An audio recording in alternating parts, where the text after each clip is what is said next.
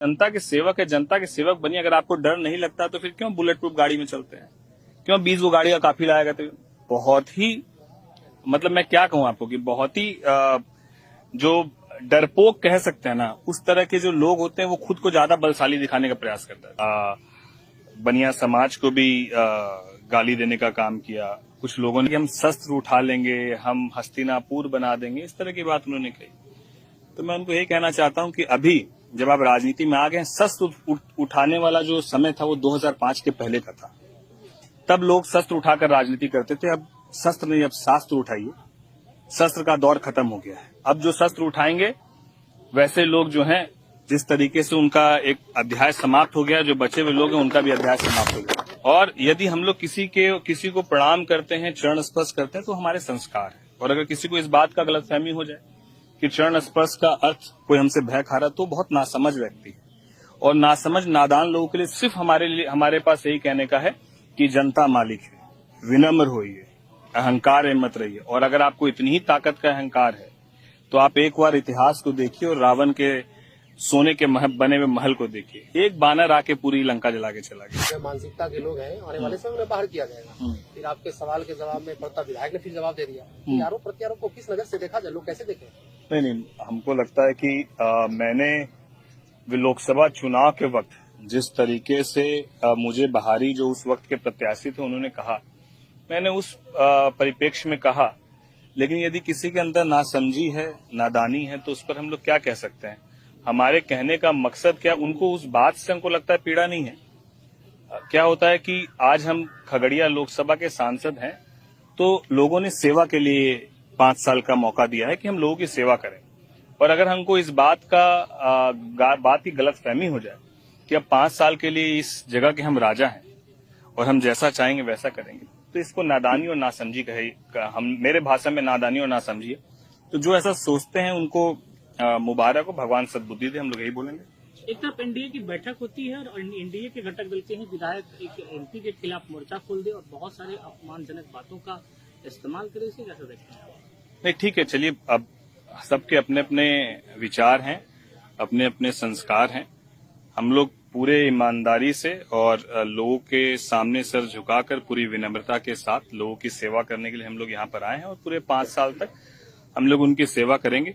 कोई कुछ बोलता है और किसी तरह की कोई टिप्पणी करता है, तो मुझे लगता है कि उस टिप्पणी का जवाब देना बहुत इसलिए जरूरी नहीं समझते हैं कि नहीं तो 5 साल इसी में बीत जाएगा।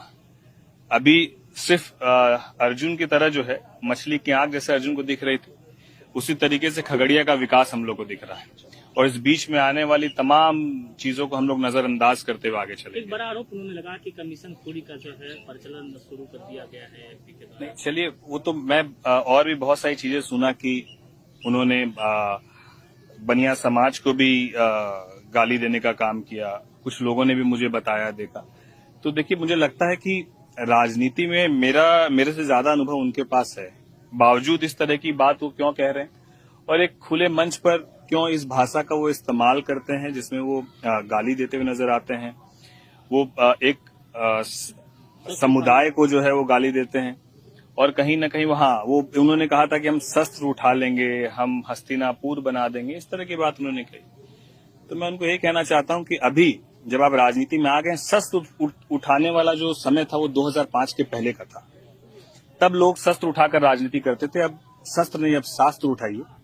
शस्त्र का दौर खत्म हो गया है। अब जो शस्त्र उठाएंगे वैसे लोग जो हैं, जिस तरीके से उनका एक अध्याय समाप्त हो गया, जो बचे हुए लोग हैं उनका भी अध्याय समाप्त हो गया। राजेश वर्मा जिंदाबाद। पढ़े लिखे लोगों की जरूरत है, शिक्षित लोगों की जरूरत है। और किसी भी सूरत में खगड़िया में कुछ एक विधानसभा जहां पर लोगों के अंदर एक भय का माहौल है, भय मुक्त खगड़िया, और उसमें परबत्ता विधानसभा भी आता है।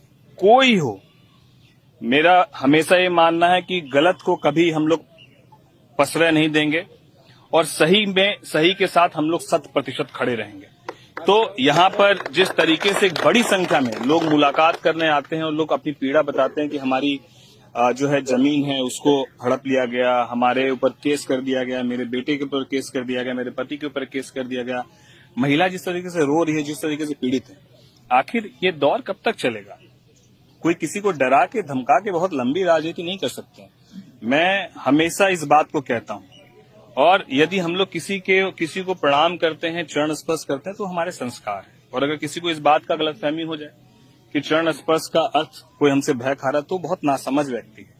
और नासमझ नादान लोगों के लिए सिर्फ हमारे पास यही कहने का है कि जनता मालिक है, विनम्र होइए, अहंकार में मत रहिए। और अगर आपको इतनी ही ताकत का अहंकार है तो आप एक बार इतिहास को देखिए और रावण के सोने के बने हुए महल को देखिए। एक बानर आके पूरी लंका जला के चला गया। तो आप जनता के सेवक है, जनता के सेवक बनिए। अगर आपको डर नहीं लगता तो फिर क्यों बुलेट प्रूफ गाड़ी में चलते हैं, क्यों 20 गो गाड़ी का काफिला आएगा। तो बहुत ही मतलब मैं क्या कहूं आपको कि बहुत ही जो डरपोक कह सकते हैं ना, उस तरह के जो लोग होते हैं वो खुद को ज्यादा बलशाली दिखाने का प्रयास करता है। तो हम लोग अपनी भाषा को कभी अमर्यादित नहीं करेंगे। ना मैं कभी किसी को गाली देने पर यकीन करता हूं, ना मेरे वो संस्कार है। तो जिनके जो संस्कार है वो अपने संस्कार को पड़ोस के लोगों के बीच रख रहा है, उनको उनका संस्कार मुबारक। हम लोग को अपनी राजनीति लोगों के बीच करनी है और हम लोगों की सेवा के लिए है, और वो 100% करेंगे, चाहे परिणाम जो हो मंजूर है। प्रत्यारोप के सिलसिले में क्या इसका असर गठबंधन पर पड़ेगा? नहीं, गठबंधन में व्यक्ति विशेष से गठबंधन में क्या फर्क पड़ता है। राजेश वर्मा एनडीए का एक कार्यकर्ता है, राजेश वर्मा लोजपा का एक कार्यकर्ता है, तो इससे हमारे पूरे एनडीए घटक दल में कोई फर्क पड़े ऐसा नहीं है। और ये विचारधारा किसी भी तरीके की वर्चस्व की विचारधारा नहीं है। हम लोग उस विचारधारा के लोग ही नहीं है। ये विचारधारा में यदि मतभेद है तो उसके पीछे का मकसद यही है। एक व्यक्ति वो है जो अपने आप को कहीं का राजा समझता है, और एक व्यक्ति मैं हूं जो अपने आप को वहां का सेवक समझता हूं। तो ये सेवक और अपने आप को राजा समझने वाली मानसिकता का सिर्फ बीच में लड़ाई है। और माननीय मुख्यमंत्री नीतीश कुमार के नेतृत्व में जितनी बातें मैं उनको कहा, औद्योगिक क्षेत्र परबत्ता को बना दिया। जो मैं वादा किया था सब पूरा किया। मेडिकल कॉलेज की बात खगड़िया में लगातार मैं उठाता रहा, मेडिकल कॉलेज आ गया। 2 पावर सब स्टेशन परबत्ता में बन गया, अलग टेंडर करवा दिया मैं। अब कुछ चिरकुट कहते हैं कि मैं करवाया, तो हास्यप्रद है। ये दूध का दांत अभी नहीं टूटा है, सप्लायर अप्लायर सब गलती से यहाँ बन गया है, तो वो सबका तो अभी औकात दिखा देंगे। अभी हम तो बोले हैं भाई, हम डॉक्टर हैं, अच्छे से इलाज जानते हैं सबका, तो अच्छे से इलाज करेंगे सबका, शर्त के साथ इलाज करेंगे। और भाई साहब पीछे इलाज नहीं करेंगे वैसे जनप्रतिनिधि। तो चुनाव के सामने पैर पकड़ते थे, चूहा की तरह दुम दबाते थे, और अभी गिदर बन गए हैं। उनका लेवल ही गिदर से ज्यादा नहीं बढ़ सकते हैं वो। वैसे लोग सावधान हो जाए, नहीं तो आमने सामने की लड़ाई लड़ने वाले हैं हम। हमको जरूरत पड़ेगा शस्त्र उठाने का, तो शस्त्र उठा करके हम खुद भी कुछ भी कर सकते हैं, अगर मेरे प्रतिष्ठा पे और स्वाभिमान पे कुछ आया तो। और हमारे कार्य में जो भी परबत्ता के विकास में अवरोध करेगा, इतना योजना मैं माननीय मुख्यमंत्री से मिलकर लाया हूँ परबत्ता में कि आप इमेजिन नहीं कर सकते। चाहे हॉस्पिटल के क्षेत्र में हो, चाहे तालाब का महादीपुर में कोलवारा में मैं तालाब अच्छे से लग करके उसको टेंडर करवा करके उसका भी टेंडर हो गया, हर तरह से। अब कुछ लोग हैं मेडिकल कॉलेज को लेकर के एनएच में मैं चाहता था 31 पे, तो भाई इधर बने जमीन, जब जमीन अवेलेबल है तो जमीन सरकार को क्यों बर्बाद करने का पैसा का जरूरत है? जमीन क्यों आप पैसा बर्बाद करना चाह रहे हैं? इसमें भी बहुत राजनीति। तो सबका जवाब देने के लिए मैं तैयार हूँ। गंगा पुल कब बन जाएगा? गंगा का पुल जो है बहुत अहम मुद्दा है। इसी से लेकर के मेरी किरकिरी हुई थी सरकार से, शुरुआत यहीं से हुआ। गंगा का पुल में अब जब से गिरा है, आप देख रहे होंगे मैं लगातार मैं आवाज उठा रहा हूँ, विधानसभा से लेकर के मीडिया के सामने में भी संबंधित पदाधिकारी को दिया, डिप्टी सीएम को भी मैं दिया, विजय सिन्हा को भी, कार्रवाई भी कीजिए, अब पुल का कार्य शुरू कीजिए। हर बार पदाधिकारी बोलते हैं अब होगा अब होगा। यही एक गड़बड़ चीज हुआ है परबत्ता में, जो गंगा का पुल भ्रष्टाचार में लिप्त हो गया है। ये मेरे बस का नहीं था, नहीं तो मेरे फंड का काम जाकर के आप देखिए। और गर्व से कहता हूँ अकेला विधायक हूँ परबत्ता में, यहाँ खगड़िया जिला में, कि हमारे फंड में ना कोई पदाधिकारी कमीशन लेता है ना मैं छूता हूँ। हमारा क्वालिटी ऑफ वर्क होता है, गारंटी के साथ वर्क होता है। किसी भी एजेंसी से दुनिया का जांच करवाइए विधायक फंड का कैसा काम हो रहा है, जितना सड़क बनवाया उसका जांच करवाइए आप।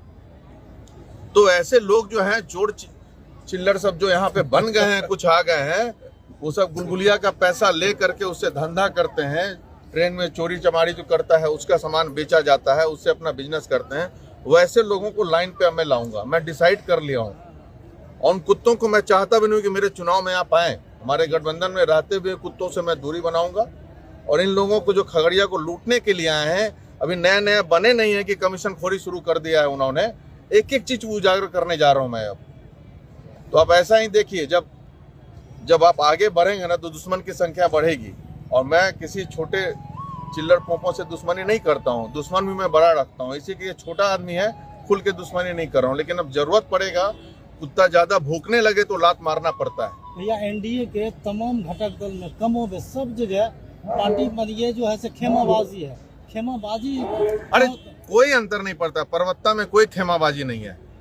नेता कुछ इधर उधर भाग सकते हैं, एनडीए के वो भागते ही हैं हर वक्त, सबको तो खुश रख नहीं सकते हैं आप। लेकिन जो जनता है, जनता जो वोटर एनडीए के हमारे साथ है एकदम। एनडीए के अलावा भी और दल के भी जिनसे पर्सनल लगाव है मेरा, वो भी मुझे वोट करेंगे इस बार। सारा रिकॉर्ड परवत्ता का टूटेगा, ये आप इस बार आप देख लेंगे। भैया आप इतना गुस्सा काहे रहते हैं? स्थानांतरण इधर उधर कर दिया गया आपके क्षेत्र में। देखिए, गुस्सा का कारण है, जो लुटेरा अगर कोई वोट मांग के चला जाए और उसके बाद उस वोट को लेकर के गद्दारी करे और काम नहीं करे, पैसा में कमाने में जितना इज्जत बेच का टिकट खरीदना, ये तो कोई जेन्युइन चीज है नहीं भाई।